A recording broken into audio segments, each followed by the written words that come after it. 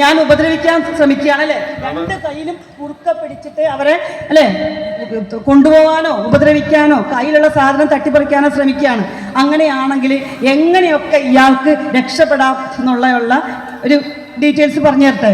Okay, അപ്പൊ ഞാനിത് രണ്ട് കൈ കൊണ്ട് മുറുക്ക പിടിച്ചു.